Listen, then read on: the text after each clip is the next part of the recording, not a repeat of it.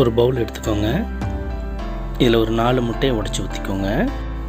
இந்த மாதிரி 4 முட்டையை எடுத்துக்கோங்க. எடுத்துக்கிட்டு 1/2 ஸ்பூன் அளவுக்கு உப்பு சேர்த்துருங்க. ஒரு 1/2 ஸ்பூன் அளவுக்கு பெப்பர் சேர்த்து இதை நல்லா கலந்துக்கோங்க. இது கலந்து எடுத்து வச்சுக்கோங்க. நெக்ஸ்ட்டு ஒரு கடாய் எடுத்துக்கோங்க. அதில் கொஞ்சமாக பட்டர் சேர்த்துக்கோங்க. பட்டர் நல்லா மெல்ட் ஆன உடனே நம்ம எடுத்து வச்சுருக்கிறதுனா எக்கு இந்த மாதிரி ஒரு தடவை அடிச்சுட்டு இதில் சேர்த்துக்கோங்க. சேர்த்துட்டு இந்த மாதிரி மெதுவாக கலந்துக்கோங்க. அப்போ தான் நமக்கு பெரிய பெரிய பீஸாக வரும்.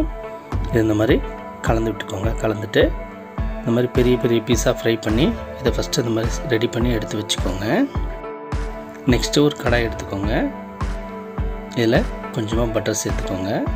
பட்டர் மெல்ட் ஆன உடனே ஒரு 10 பல் பூண்டை பொடி பொடியை நறுக்கி இதில் சேர்த்து 1 நிமிஷம் நல்லா வதக்குங்க.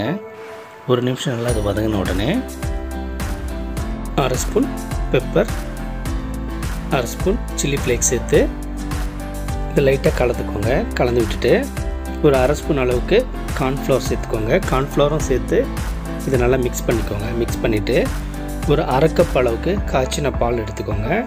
இந்த பால் இதில் சேர்த்து கலந்து விடுங்க. இது லைட்டாக கலந்து விட்டுட்டு இதுக்கு மேலே கொஞ்சமாக மல்லி இலை தூவிக்கோங்க.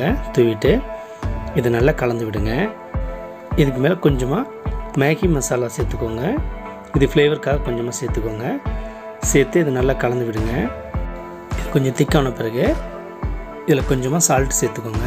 சால்ட் சேர்த்து நல்லா கலந்து விட்டுக்கோங்க. இது நல்லா இந்த மாதிரி கலந்த பிறகு ஃப்ரை பண்ணியிருக்கிற எக்கை இதில் சேர்த்துக்கோங்க. சேர்த்து இதை நல்லா கலந்து விட்டுக்கோங்க. இதை 1 நிமிஷத்துக்கு நல்லா இதை கலந்து விட்டுருங்க. இந்த மாதிரி கலந்து விட்டுட்டு அடுப்பு ஆஃப் பண்ணிடுங்க. இது டேஸ்ட் ரொம்பவே டிஃப்ரெண்ட்டாக இருக்கும். இதை நீங்களும் ட்ரை பண்ணி பாருங்கள். செய்கிறது ரொம்பவே ஈஸி தான்.